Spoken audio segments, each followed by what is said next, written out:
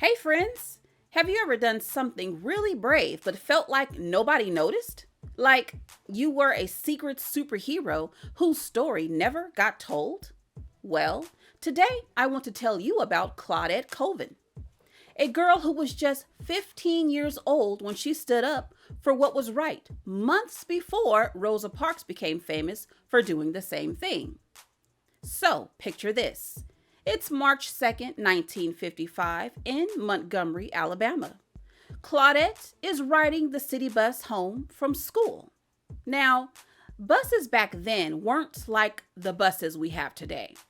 Imagine a big, noisy metal caterpillar crawling through the streets. But there was a very unfair rule on those buses. Black people had to sit in the back, and white people sat in the front. It's like being told you can only sit in the last row of a movie theater while everyone else gets the best seats in front. Not fair at all. Claudette was sitting quietly when the bus driver suddenly shouted, "You, get up and give your seat to that white lady." Most people would have just moved, but Claudette said, "No, I'm not moving." Can you imagine that? A 15-year-old girl telling a bus driver no when everyone else was too scared to even think about it. That small word no was a huge act of courage. Here's a secret. Many people don't know Claudette Colvin was actually the first person arrested in Montgomery for refusing to give up her bus seat. Almost 9 months later, before Rosa Parks did the same thing. But her story wasn't told as much because she was young and didn't fit the grown-up image the civil rights leaders wanted. It's like being the first to solve a puzzle, but nobody gives you credit for it. When the police came, Claudette didn't try to hide or lie. She told them exactly why she didn't move. Imagine being 15 and telling the police, "I know why I did it, and I believe it's right." That takes a lot of bravery, more than most superheroes in movies. After her arrest, Claudette had a really hard time. She faced mean looks at school and people talked badly about her in the neighborhood. It was like walking through a storm without an umbrella. But instead of giving up, she kept going. Claudette finished school and later became a nurse's aide, helping people to get better.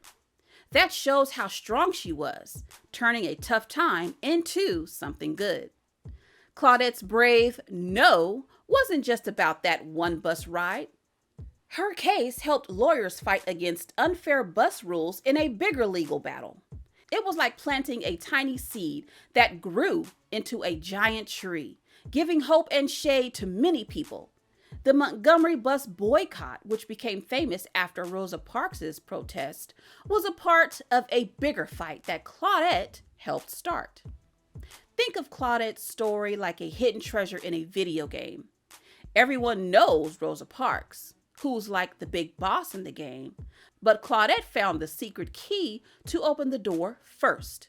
Without that key, the game might have stayed locked for a very long time.